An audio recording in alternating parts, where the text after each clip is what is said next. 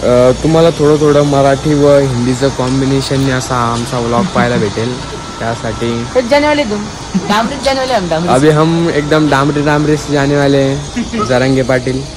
निकले अभी उज्जैन, हमारे साथ है आकाश जी वर्मा और ईश्वर जी महादेव। जय Shri Mahakal.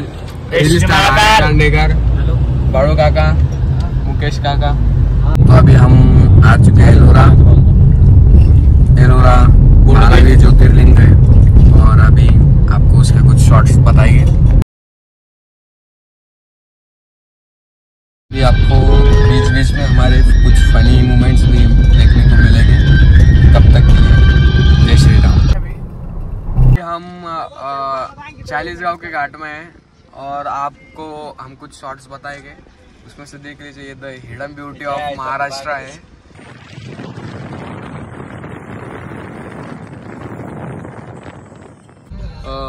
Solar renewable energy का क्या है, उसका वो एक प्लांट है। आप देख सकते हो कितना बड़ा है वो प्लांट है।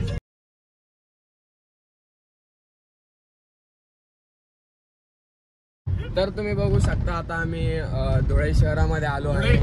आकाशजींनी आता सांगितल्याप्रमाणे आम्ही धुळेमध्ये आलेलो आहे आणि आता आम्ही खूप आनंद घेतोय। माझ्यावर एक छोटासा डायलॉग झाल्यामुळे हे सगळे हसले, पण मी याच्या बदला लवकर घेईन।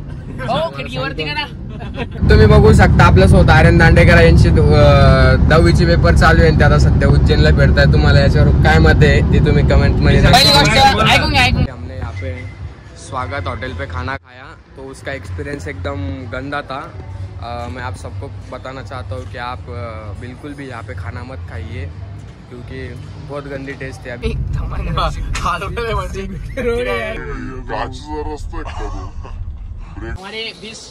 तर आत्ताच आम्ही या ठिकाणी CNG पंप वर आलोय। आम्ही म्हणजे आतापर्यंत आम्ही जवळपास 6 ते 7 CNG पंप बघितले, पण आम्हाला CNG काही भेटलं नाही, अवेलेबल नव्हतं।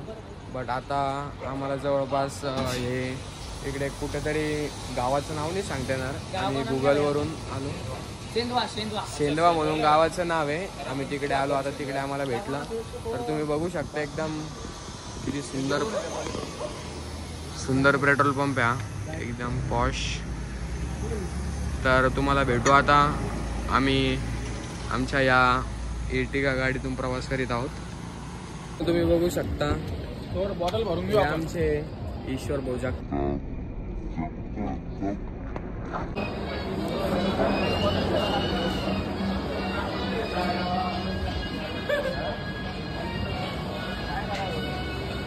काकाचा तिसरा ग्लास आहे आणि 2 प्लेट पोहे। 5 प्लेट किती प्लेट? 5 प्लेट। आपका रास्ता कैसा होने वाला है? आपका रास्ता हम डामरी से जा रहे हैं। डामरी जा।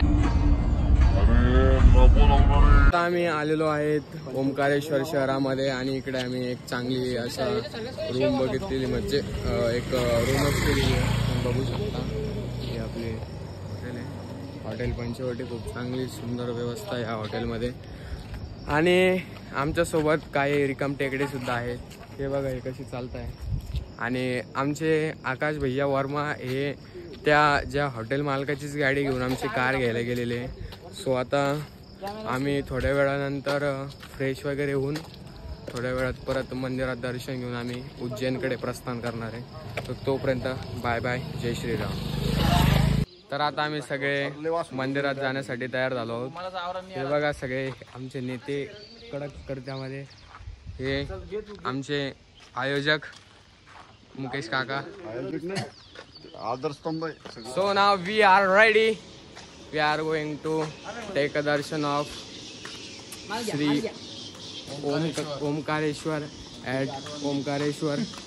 आठवण नाही यायला, आपला उज्जैनचा प्लॅन होता पण आपण मध्येच ओमकारेश्वरचा प्लॅन केल्यामुळे थोडं लक्षात राहण्यासाठी प्रॉब्लेम होतोय। तर असा रस्ता आहे हा जाण्यासाठी। 401 किलोमीटरमध्ये पोहोचलोय आणि तुम्हाला खरं सांगायचं तर आम्ही रात्री 1 मिनिट पण नाही झोपलो। आणि आमच्यात काही असे लोक होते की जे भरपूर वेळ झोपले, त्यांनी झोपण्याचा प्रयत्न केला आणि झोपले देखील आणि ते देखील झोपले। पण आता पुढे तुम्हाला दाखवू आज काय काय होतं काय काय नाही. तर जय श्रीराम. तोपर्यंत जय श्री. आमच्या या ठिकाणी एकदम VIP दर्शन होते, कोणीच नाहीये. हे सर्व मुकेश काका सेवेमुळे होते. एकदम VIP दर्शन. तुम्ही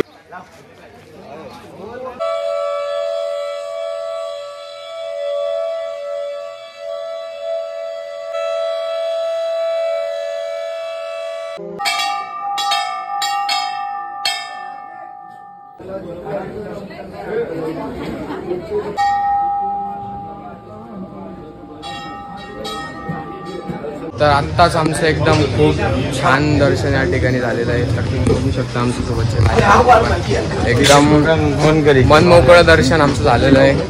तर आता पुढे आमचं उज्जैनकडे प्रस्थान आहे. तर तुम्ही बघू शकता आता हे ओंकारेश्वर मधील काही छायाचित्रांचे आम्ही चित्रीकरण केलं आहे. हा पूल आणि आता आम्ही पुढे हे गजानन महाराज संस्थांचं या ठिकाणी असं भक्तनिवास आहे. खूप चांगलं आणि एकदम स्वच्छते असलेलं हे भक्तिनिवास आहे. तुम्ही बघू शकता मंदिर किती स्वच्छता आहे सगळीकडे. हे तिकडचं मंदिर आहे. सकाळी 6 वाजेला आम्ही जेव्हा दर्शन घेतलं होतं त्यावेळी इथे आलो. तर हे सगळं बघून एकदम मन प्रसन्न, इतकी सुंदर स्वच्छता व झाडी हिरवगार. हे बघा मध्ये लावलेलं हे झुंबर खूपच सुंदर आहे. मंदिराचं इंटेरियर आहे आणि गजानन महाराजांच्या मूर्तीचा अभिषेक होतोय. हे गजानन महाराजांची गादी. हे बघा श्रीकृष्ण. आणि आता हे बघा उज्जैन शहराचे किती भव्य दिव्य प्रवेशद्वार आहे हा.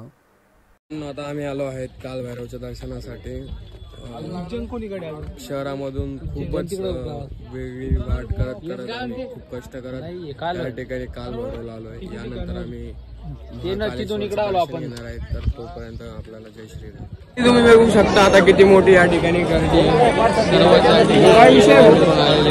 आणि आपल्याला जे या कालभैरवची वैशिष्ट्य आहे ती म्हणजे दारू.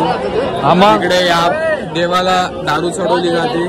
आपण तेच आता मी दारू घेण्यासाठी इच्छुक आहे.